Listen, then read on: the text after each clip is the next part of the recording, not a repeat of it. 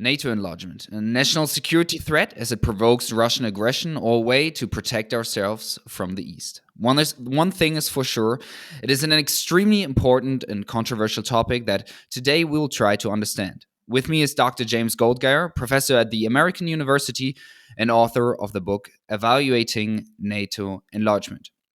Jim, one question right in the beginning. I think a lot of people ask themselves that did NATO actually promise something to Russia?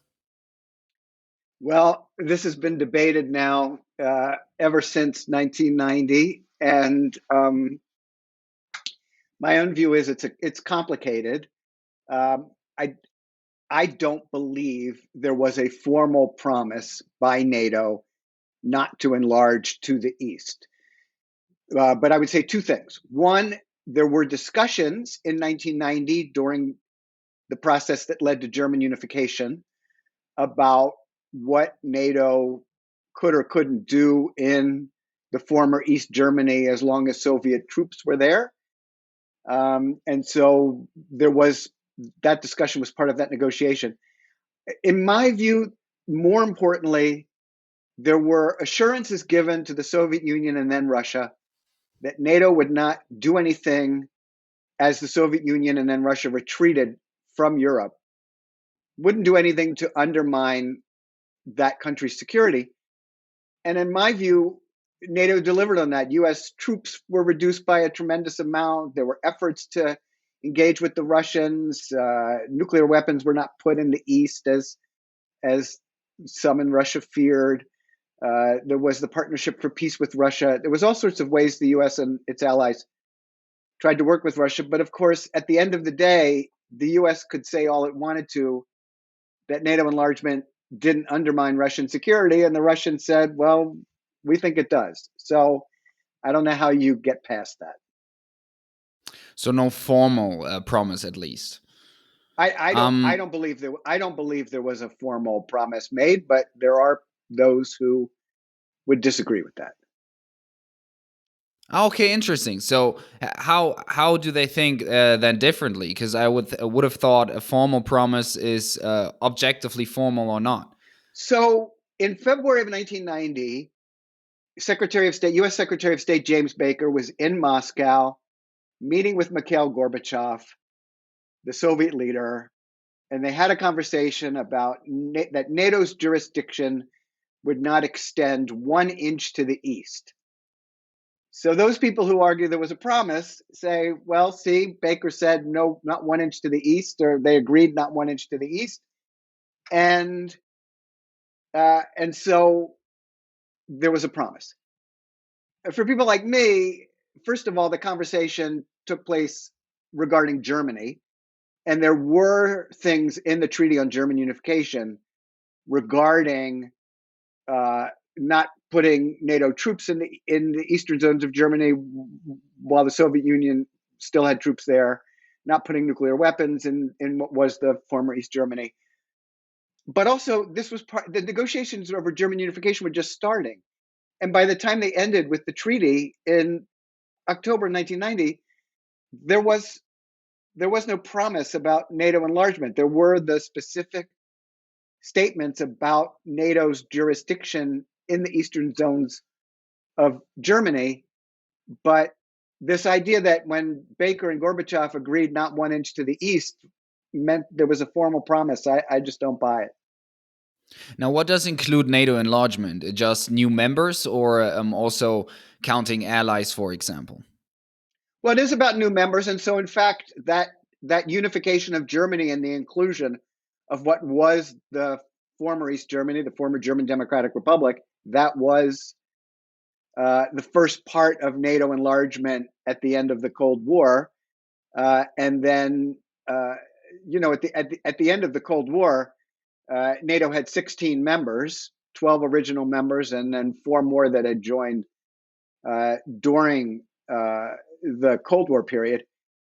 And then, it's gone from 16 to 31, and when Sweden comes in, 32. So, it's almost doubled in size since the end of the Cold War in terms of the number of members. So no, meaning states that are in their philosophies or in their interest in joining NATO in the future, and therefore adapt maybe a little bit to the NATO, are not considered enlargement, or Yeah, you would not consider them enlargement. yeah. I mean, I consider enlargement to mean the inclusion of new members. Now, there's also the discussion about the expansion of missions. I mean, the kind of missions also expanded after the end of the Cold War. So there's that as well. But I think when we talk about NATO enlargement, we're really talking about the inclusion of new members. Okay, let's talk about how we talk about it, because that's basically what your book is about, right? How to evaluate NATO enlargement. You and your co-author, I think, had different views on the topic, so that's how you got into discussion and wrote the book. What was your conclusion? You would say. Well, so we do disagree. I mean, I think NATO enlargement was a good idea, and he is skeptical of NATO enlargement. That's why we work together. What we agree on the costs and benefits of enlargement, and we agree on the costs and benefits of alternatives to enlargement. But specifically on enlargement, the primary benefit was the expansion of security and stability across much of Europe. Those countries that came in were much more secure and stable than they would have been if they were outside of NATO. The main cost was that NATO enlargement contributed to the deterioration of relations with Russia. Now, the main reason that I support enlargement is that I don't think relations with Russia would look that different today without NATO enlargement. There's so many other reasons for bad relations between Russia and the West. So I think, okay, look at what it did for Central and Eastern Europe and security and stability across Europe. So it was a good thing to do. My co-editor, Professor Schifrinson, he thinks that NATO enlargement was a primary reason why U.S.-Russia, Western relations with Russia deteriorated.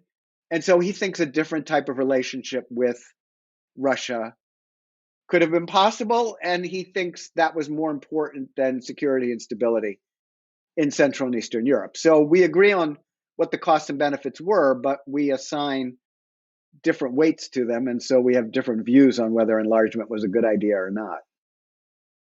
How does enlargement change the NATO, basically? When new countries join, obviously they have different interests, maybe as well, or in a kind of way. What does it change? So, first of all, the bigger it is, the more countries sitting around the table. So, discussions just involve that many different voices. So, I think it's more challenging for an organization to operate at 31 or 32 than it was at 12 or 16. A second issue is that, as you suggest, that diversity of voices. So, especially states, the Baltic countries, Estonia, Latvia, Lithuania, a country like Poland. I mean, those countries coming in mean that you've got countries close to Russia, concerned about Russia, and their concerns about Russia and Russia's threat to their security are more prominent in NATO because of their membership in NATO. And the third way that it affects NATO is that NATO, I mean, because it's an organization that at its core is there to defend all of the member states from outside aggression. When you add those countries in, it means that NATO has to do more to be able to defend them. It has more countries to defend. It's more difficult to defend some of these countries. The threats to Spain aren't so great. The threat to Estonia is pretty great. So, adding those countries in means that NATO has much more work to do in terms of defense and deterrence. And especially the bigger countries profit less from that, right? Well, I mean, all the countries really need to do more now because of the needs for them to step up the development of their military capabilities so that they can help make sure that all the countries of NATO can be defended. Um, you're from the US, and I always ask myself the question: how, in the now day and age, does the US profit from NATO? Well, I think for the US, you know, the main idea behind involvement in NATO and the main reason that the US stayed involved in NATO after the end of the Cold War, and the main reason why the United States pushed for the enlargement of NATO was the experience of the United States previously in the 20th century. The lesson for the United States that was drawn from the previous part of the 20th century was, all right, the United States had to come over and help the Allies in World War One. After the end of World War One, the United States left Europe, retreated back to the US, and 20 years later, there was another World War. And at the end of World War II, the United States decided that it needed to stay engaged in Europe in order to protect Western Europe. And so the idea was at the end of the Cold War, okay, the lesson then is the United States shouldn't leave because otherwise you're going to have conflict in Europe, and that's going to be detrimental to the US. And given what NATO was able to do for Western Europe, that it should do for Eastern Europe what it did for Western Europe and provide that kind of security and stability. And otherwise, you would have conflict. And I think this idea, these lessons of history were enhanced by the war that broke out in the former Yugoslavia in 1991 and went on for 4 years, because people pointed to that and said, this is what could happen in other parts of Europe if we don't, get these countries on a democratic path and bring them into NATO and hopefully the European Union as well. But still, I think there are more and more voices in the US. I've heard. I'm from Germany. I'm just trying to understand the relations there. That say also with the war in Ukraine, why should it bother us? Why should we be involved? And we're across the ocean. And that's what I would assuming that there are these voices too with NATO enlargement, or in general with NATO from the US. Yeah, it's interesting. I would say that, if you look in the 1990s, if you look at the George H.W. Bush administration, the Bill Clinton administration, they were really worried that after the end of the Cold War, the American public would return to the kind of isolationist approach that it had between World War I and World War II, where it really stayed out of the affairs of Europe, certainly in a military standpoint. Then it seemed like the United States, sort of the public, bought into the idea that the U.S. should be engaged and the United States should, be engaged globally. And that seemed, in public opinion, there seemed to be strong support for that. I would say that starts to break down after the Iraq War of 2003. There's a lot of concern. The United States is overextended in the world, shouldn't be involved in so many places. And I would say with respect to Europe, you have this strong view now within the Republican Party in particular that the United States doesn't get much from being engaged in Europe. It's costly to the US. Everything should be about China now.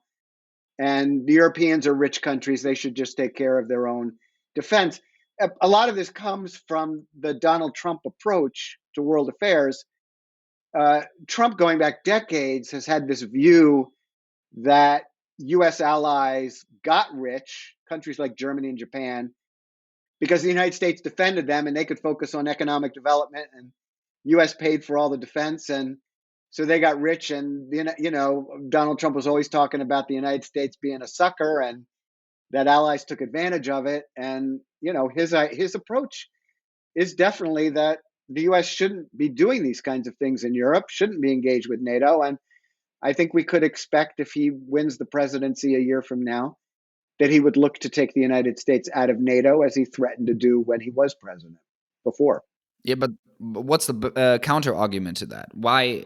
That's what I'm asking. Why? Yeah. What are the benefits aside from it would be the right thing, maybe, or what are the benefits to the U.S. directly? So I think that, again, this goes back to the lessons of the 20th century. Whether you buy, I think it's important for anybody's position on this. Do you buy this notion or not? The U.S., those who drew the lesson that U.S. engagement was important, took the lesson that the cost the Well, U.S. had to pay getting involved in World War I, getting involved in World War II, were extremely high. And that if the United States leaves Europe, that the potential for conflict in Europe goes up dramatically, and that the United States would then get drawn back in later at a much higher cost. I mean, the cost right now for the United States isn't that high. The United States, I mean, it spends a lot on defense, but that's not just about Europe. And currently, it's not directly involved in the war in Ukraine in terms of fighting. It is providing Ukraine military assistance, and Ukrainians are fighting and dying to defend themselves against Russia, and um, very much degrading the Russian military capabilities, which means Russia is posing less of a threat to the US. So I think the United States involvement in the war between Russia and Ukraine is actually quite beneficial from a U.S. security standpoint, because Ukraine is making the Russian military much less powerful and threatening than it would be otherwise. when we talk about NATO enlargement, how large could the NATO technically become?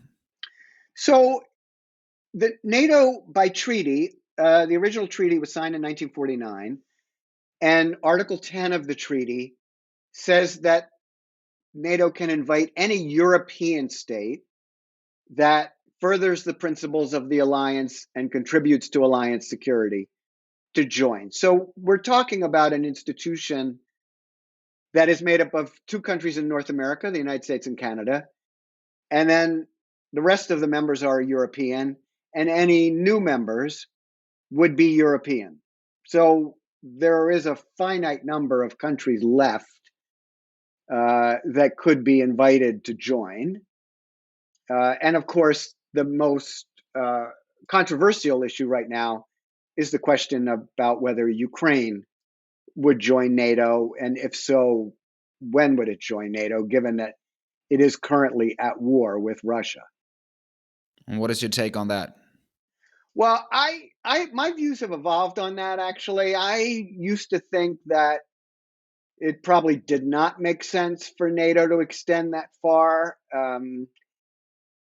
But I now currently believe that the only way to deter the future Russian aggression against Ukraine, for which we're spending a lot to support it, the only way to prevent that in the future is for Ukraine to join NATO. Because what we have learned is that Russia does not attack NATO members militarily. I mean, you've got all these supplies coming in through Poland, for example, from Romania into Ukraine. Russia's not attacking Poland and Romania because they're NATO members. It doesn't want a war with NATO. So I think that Ukraine should come in, and I feel like that should especially be true if there is a peace deal to end the war. That it's especially true if Ukraine is being asked to give up territory that Russia currently occupies as part of a peace deal. It seems to me that what's left of Ukraine, the sovereign Ukraine, should be able to come into NATO at that point in order to deter future Russian aggression. Okay, so the point in time would be after the war, directly after the war. Best. What would happen if all or most the European countries that border Russia, if they would all join? How do you think Russia would react to that? Well, I mean, it certainly wouldn't react very well.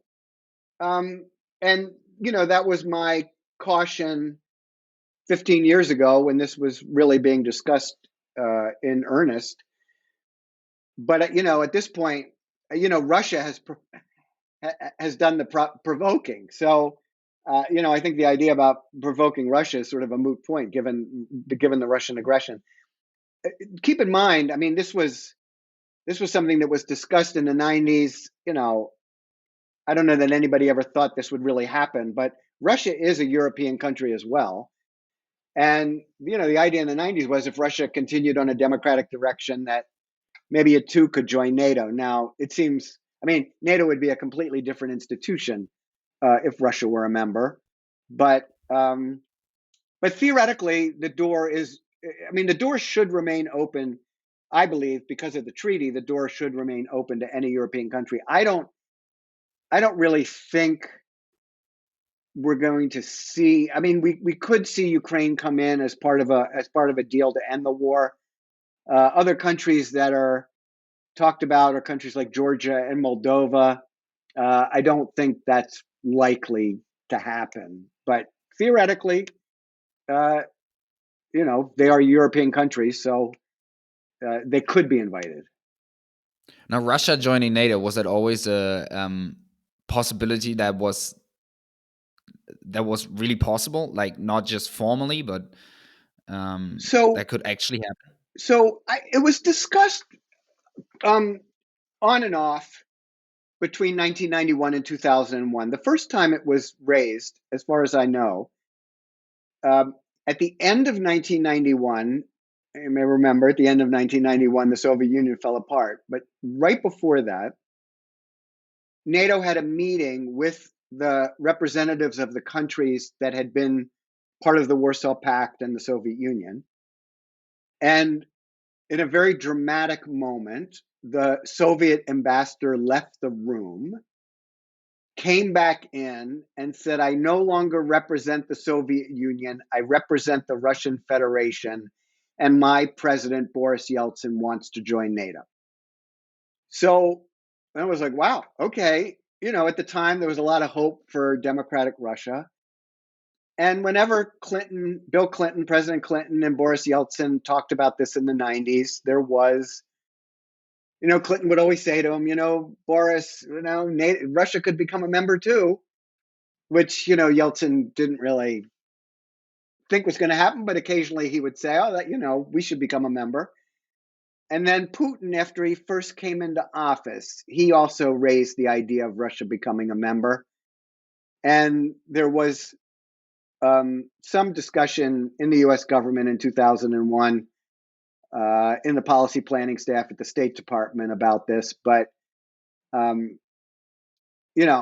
think it was more theoretical than practical because it would mean a completely different institution. But certainly, if you think the institution is largely there because of the Russian threat, a different kind of Russia that came into NATO, you wouldn't need the same institution you have today. So, I don't think we should just dismiss it out of hand, but it looks a lot different in 2023 than it did in 1998 or 9. Would the threat of Russia be gone immediately as it joins the NATO? Well, I mean, again, it would have to be such a different Russia, a democratic Russia that wanted to be part of the West, that the threat would essentially be gone at that point anyway because of what Russia had become. So, it would that Russia would then be welcomed as part of the West. That was the dream in the 90s, that a Russia would I evolve mean, in such a way that it could be what part of the West. my question in a way is, I guess, if that had happened, and but now Russia is a different Russia Right. again under Putin, and it attacked Ukraine, how would the situation be different? Yeah, well, that's an interesting point, right? It does make you realize that you want to be really sure about the direction a country's going before you let it in. And of course, this is the discussion about Hungary. Hungary went on the path to democracy, and then in recent years, under Viktor Orban, it has gone in an authoritarian direction, and you can't kick it out. There's no provision in NATO to kick a country out. So I think it's interesting when we talk about Russia and NATO. I think the bigger concern was Russia having long border it has with China, that then NATO would have a very long border with China, and that would be where the security challenge came in. I think when people talked about Russia coming in the 90s, I think the vision was that Ukraine would come in as well with that. But again, it was a pretty abstract theoretical notion. Was that always at any time the idea of NATO expanding greater as than just Europe? When you now point to China or Russia bordering China, then obviously the conflicts and the things you have to think about expand are greater than just the European region. Yeah, I mean, I think so. Again, by treaty, NATO is open to European countries. Having already included Canada and the U.S. at the beginning. So I don't think it. I argued many years ago that it should look at taking in democracies in other parts of the world, but what it has done with those countries, especially in the Indo-Pacific, so Japan, South Korea, Australia, and New Zealand are partners with NATO. The representatives the leaders have come to the last two summits, NATO summits in 2023, 2022. So those partnerships are increasing. Those countries they're not going to be, I don't think they would want to become members of NATO. I don't think NATO would want them to become members of NATO. But NATO is interested in developing those partnerships because the member states of NATO do have interests in other parts of the world. And certainly the threat China poses is looming large for everyone. And now these partnerships, can you elaborate more on them? What do they mean actually? What are the implementations that the countries may have to make? So, at this point, I think it's largely consultations. I think we'll see more and more potential role for military exercises. There was talk, so before the 2023 summit in the summer in Vilnius, there was talk of establishing a NATO liaison office in Tokyo so that NATO would have a presence in Japan and would work more closely with its partners in the region. French President Macron said no way, too provocative toward China. And so that idea was shelved. But I think that's, for a lot of people, I think that's sort of the kind of idea to just create an opportunity for more dialogue, consultation, sharing of information, potential for military exercises together. Do NATO partners have to have the same characteristics as NATO members? So so that's why you've got Japan, South Korea, Australia, New Zealand. You got to be a democratic country to be able to be a partner in that way. Now, NATO, when it was engaged in Afghanistan, had partners, all sorts of partners in the operation in Afghanistan. But in terms of these kinds of partnerships, it's looking for other democracies to partner with. Which countries currently want to join NATO? So, of course, Sweden is hoping that it gets Turkey and Hungary to ratify its accession to NATO. That's what we're waiting for now. Ukraine, and you got to remember with Ukraine, prior to Putin's 2014 invasion, there wasn't really a strong sentiment within Ukraine about joining NATO. I mean, there was a lot of opposition to the idea of Ukraine joining NATO, and it's Putin's aggression from 2014 to the present that has created the desire of Ukraine to join NATO. I think, I mean, there's talk of Georgia and Moldova on and off. I mean, it's dependent. When Georgia was more democratic, few years ago, there was more talk about the potential for Georgia joining, Georgia wanting to join. We are seeing the accession talks of Georgia with the European Union, and same for Ukraine and Moldova with the European Union. I think I think we're pretty much at the end of the enlargement process. The big question mark really is Ukraine. Ukraine's desire to join and what the West will do. It sent a signal of some kind in the summer that was a little ambivalent because there's a lot of disagreement within NATO. And I think Ukraine has big expectations. NATO's 75th anniversary summit is in Washington next summer, July of 2024.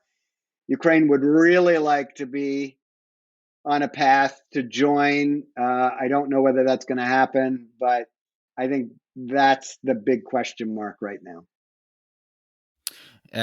Now, do all these countries have the same goal with joining NATO, meaning avoiding the threat of Russia? So, I mean, it's certainly a common theme. I think that, I mean, remember, this process started in the 1990s.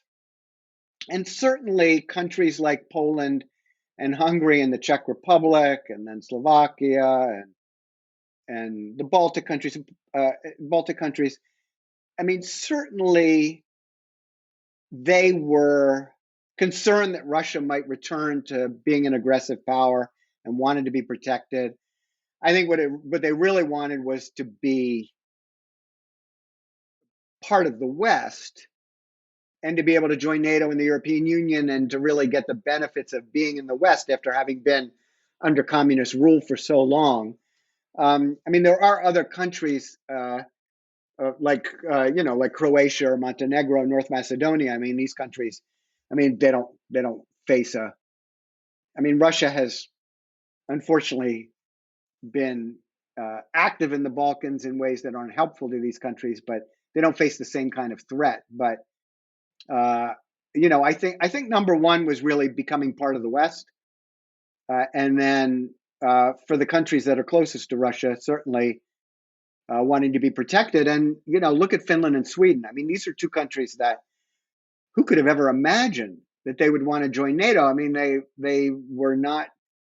I mean, they were partners, but they were formally non-aligned. Long history of not being in an alliance, and with the expansion of Russia's war against Ukraine in February of 2022, they both said, "We want in, we want protection." So that was a pretty extraordinary moment.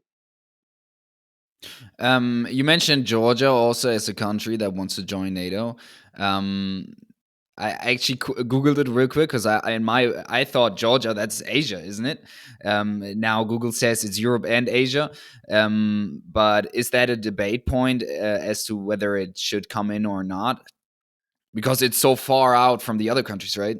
Well, it's a debate point, not so much geography, because I think there are a lot of people who consider the Caucasus to be Europe, and so. But it's really more Georgia. I mean, there's been two issues. One is the Russian reaction to it, which for a lot of countries, they just don't want to deal with it. And the other is politically, Georgia has gone in a direction that takes it further from really being under consideration for NATO membership and, high hopes for Georgian democracy that existed previously. This is. It's become more of a concern. So I don't think this is a live issue, but it is important to remember in 2008 at the NATO summit in Bucharest, the summit declaration, which was a compromise formed when the United States was not able to get allies to agree that Ukraine and Georgia could formally go on what was called a membership action plan. So they'd be on a formal process for membership. The statement said Ukraine and Georgia will become members of NATO. that suggests that eventually they will become members of NATO. But right now, it's really only a live issue for Ukraine.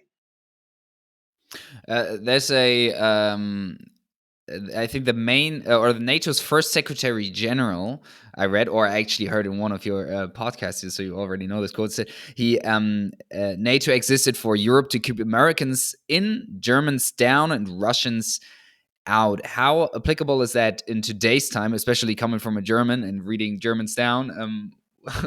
What would you say to that? It's really interesting, right? So it's definitely there to keep the Americans in Europe. And there's no question about that. Major priority. And I think in the 90s, the hope was that it wouldn't really be needed to keep Russia out. But of course, it's been more and more needed to keep Russia out.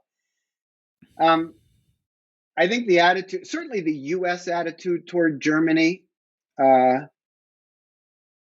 has been one of very strong support for more and more German capability. It's interesting.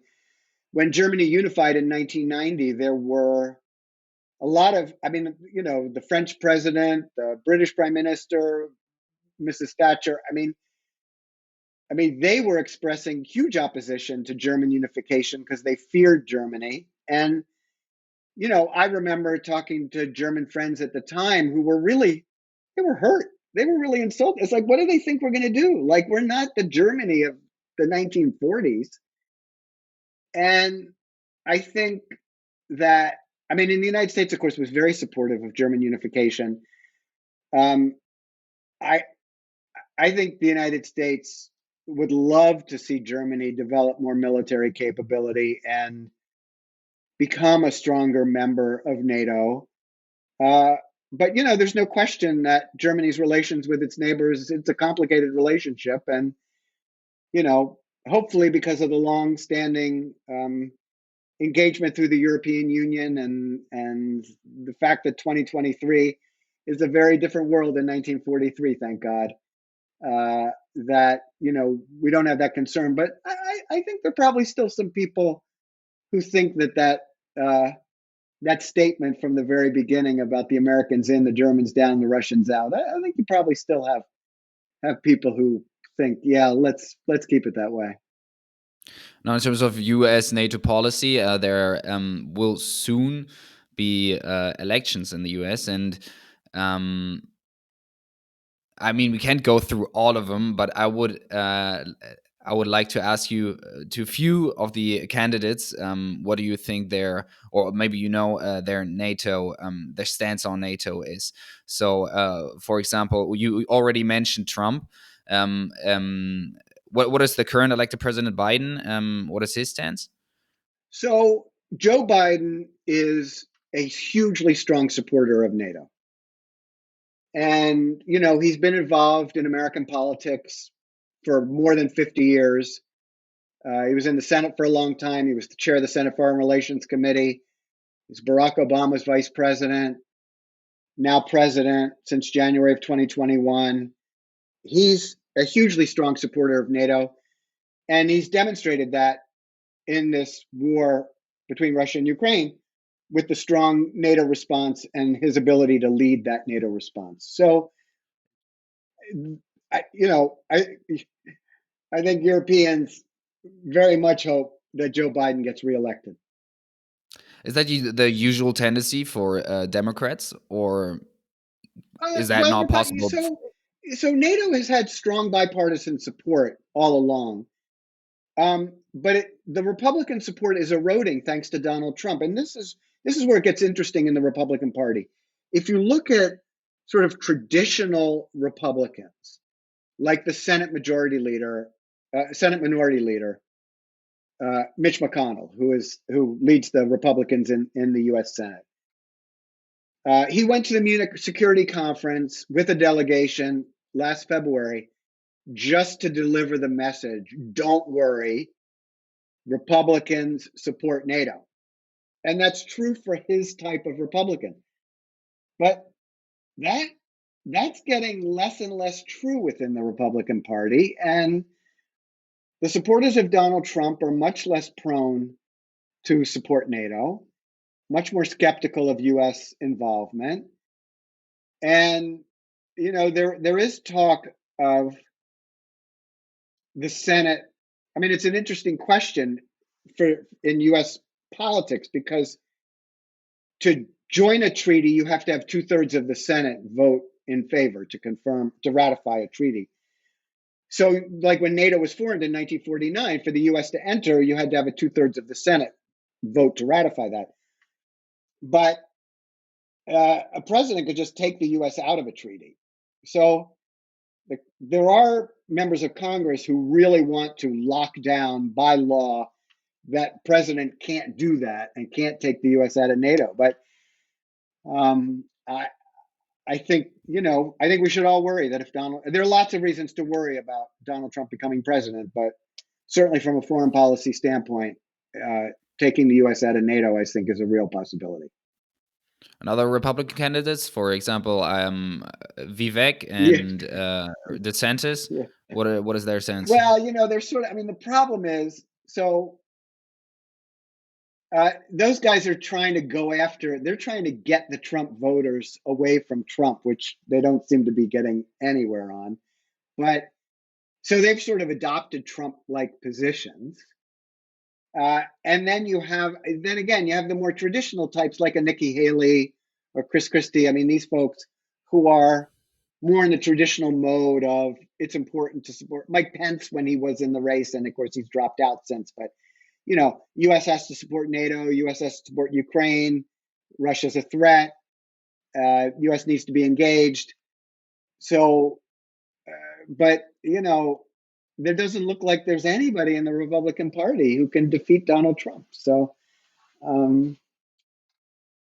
but, I mean, Nikki Haley has a much more traditional type of, the Republicans traditionally have always been hugely supportive of America's alliances and of NATO.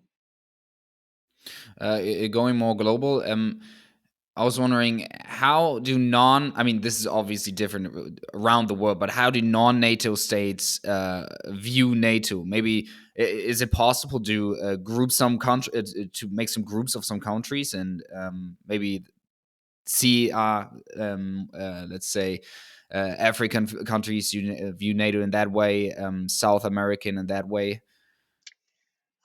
I don't know that you have strong views about NATO in most parts of the world. I mean, you have strong views about certain countries within NATO. So, for example, in Africa, there are a lot of strong views about France.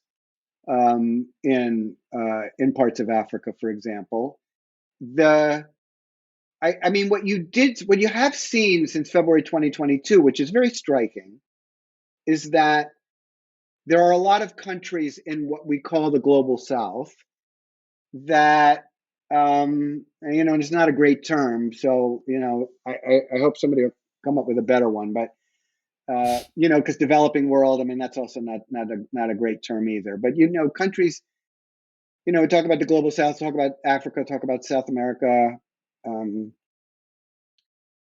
talk about South Asia. I mean, what's been striking since February of 2022 is a lot of skepticism about the NATO argument that the problem is Russia. I mean, Russia says NATO provoked us. And there are a lot of people in a lot of parts of the world that seem to accept that and buy that and don't support the NATO action to help Ukraine.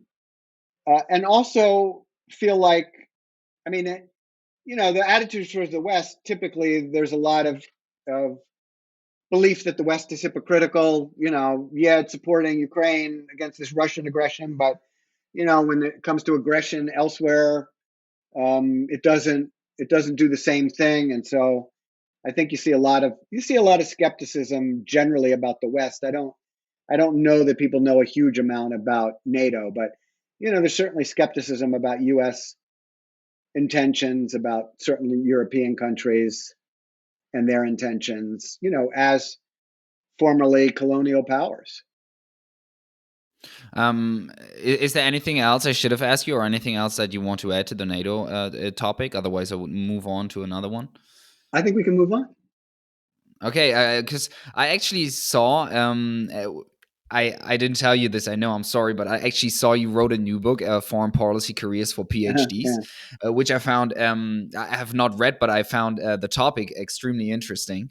Um, and I wanted to ask you. First of all, I wanted to ask you. You obviously probably, or you probably writing this from an American standpoint.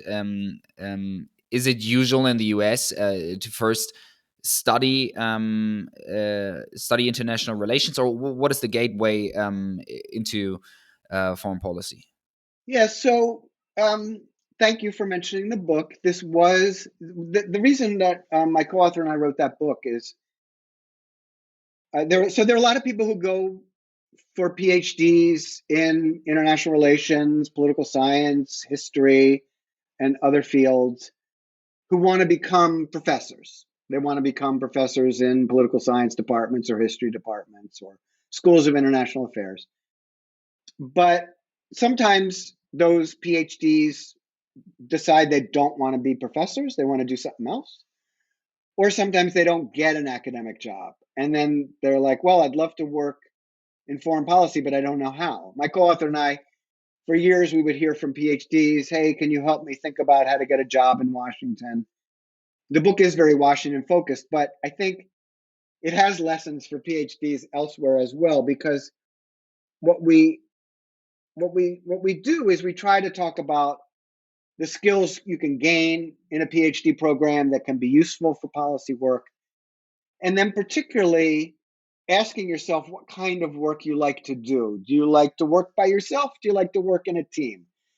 Do you like to do more What possibilities analytical? are there? Hmm? Maybe what possibilities even are there? What kind of maybe groups of jobs are out there? So, for example, in the U.S. context, we say to PhDs, if you are looking for a job that is very similar to what you do in your PhD program, the kind of research, doing research on your own, analysis, um, you might want to go to a think tank, or you might want to go to work in the intelligence community, or I mean, there's more teamwork in the intelligence community, the same kind of analytical work, or you might want to go work.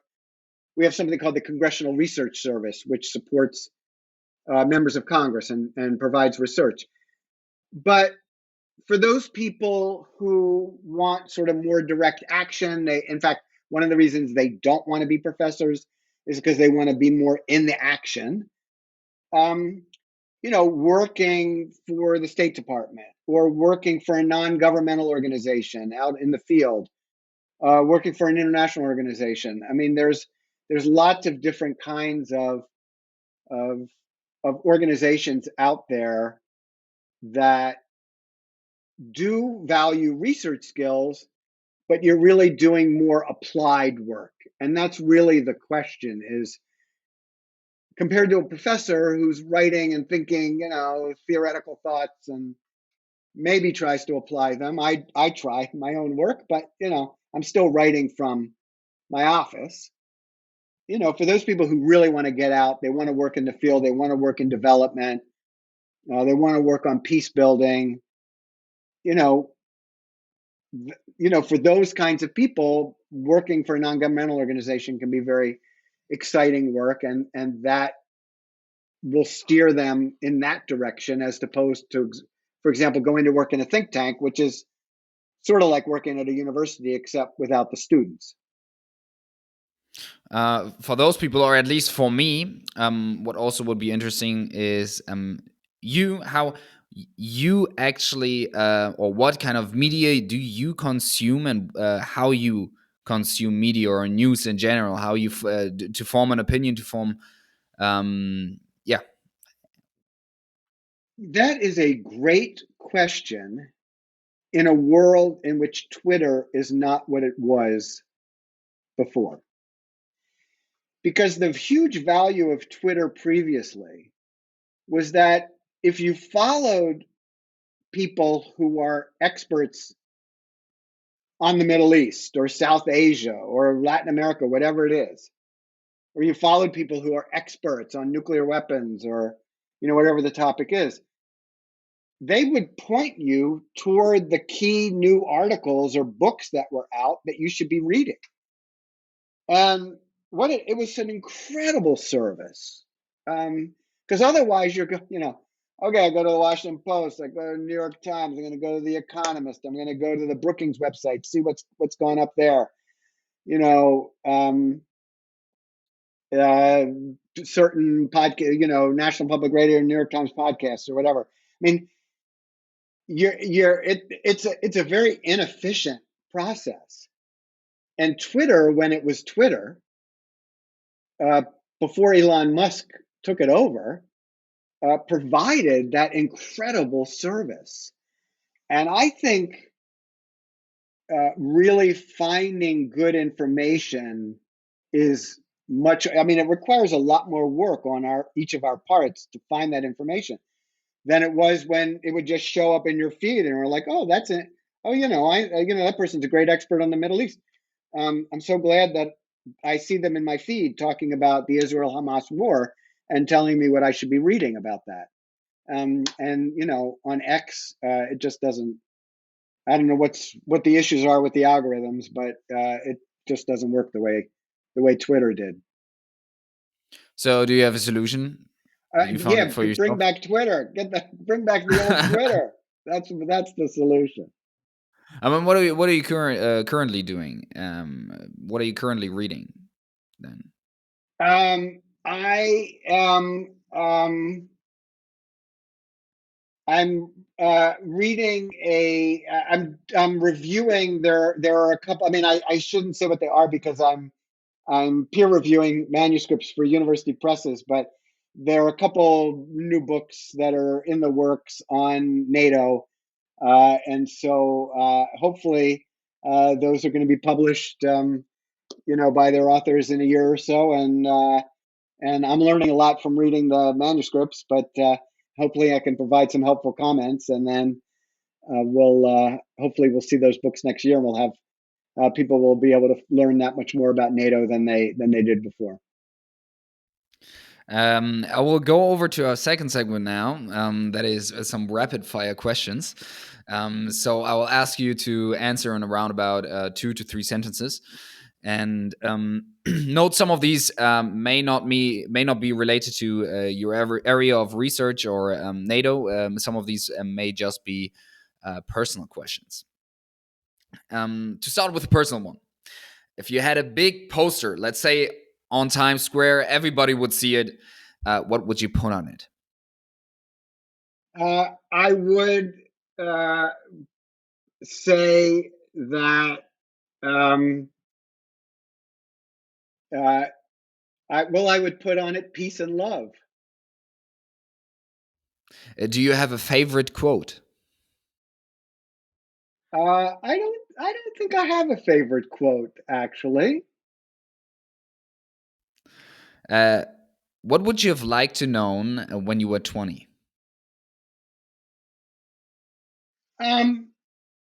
I suppose when I was 20, given that there was no internet and social media, I would have loved to have known what a world was going to be like when I didn't have to type my papers on a typewriter. A controversial opinion. I believe what almost nobody else does.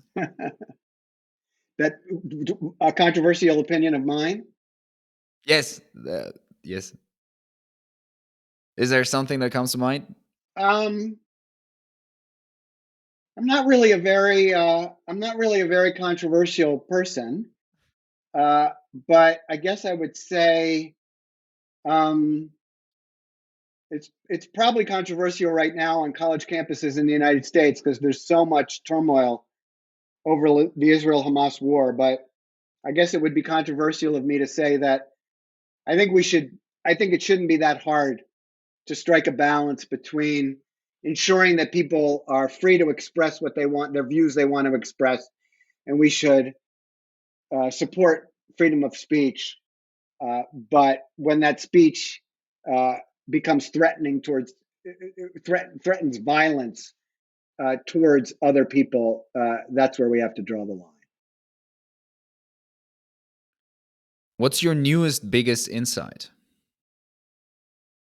Well, we talked before about the need for Ukraine to join NATO, and that that my views have changed. I that was not something that I believed previously, but have come to during this in 2023 have come to this view that the only way for Ukraine to be secure is for it to join NATO, and the only way for us to have security and stability there is for Ukraine to become a member of NATO. So for me, that was an insight of 2023.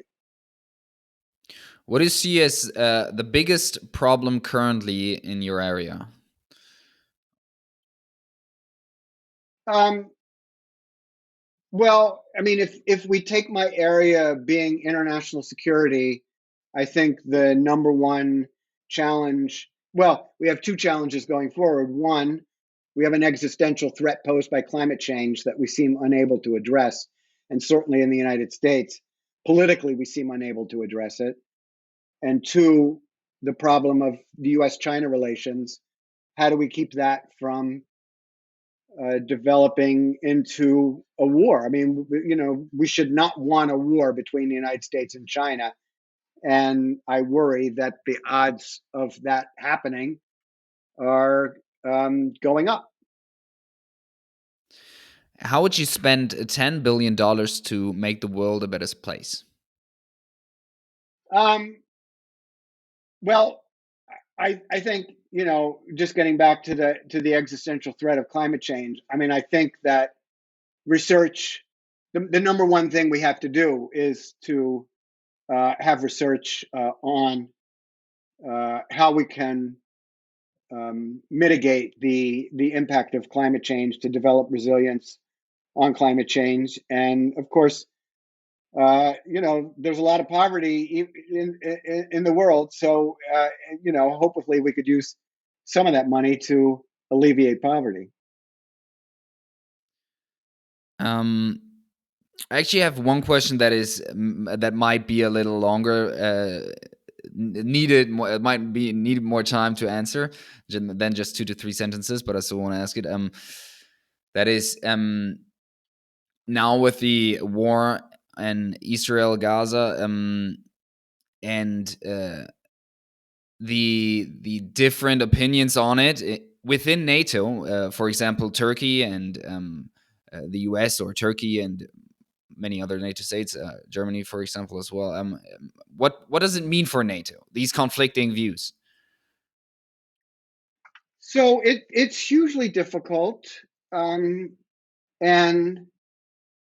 I think you know I think it's important that people remember that this war started with terrorist attacks by Hamas in Israel on October 7th, and uh, it is natural for Israel to want to respond against that and to prevent that kind of a attack from occurring in the future. Um, but it's clear that as Israel goes about with this military activity, that it does need. I mean, I think Israel understands that it needs to be mindful about the civilian casualties in Gaza. I mean, these are higher and higher every day. Secretary of State Blinken has noted that the level of civilian casualties is too high. It is too high, and I think it's natural that you're going to have differences within NATO about the balance between supporting Israel and its need to restore deterrence and to create a situation where you don't have these attacks again in the future. A balance between that and believing that, I mean, Palestinian civilian citizens in Gaza, they have a right to life, and if they're civilians, they shouldn't be attacked by military force. And I think that it's natural to face difficulties in thinking about the balance of those two things. I hope the hostages are released. I hope civilian casualties in Gaza are kept to a minimum going forward. It is a very it's a very terrible situation, and I think debate and division within NATO over this is very natural, given what has unfolded. Thank you very much. Jim, for anyone who wants to know more about his ideas and insights on NATO, get his book, NATO and Evaluating NATO Enlargement, and it will be also linked down in the description. Thank you very much for taking the time. Thanks for having me. It was great to speak with you.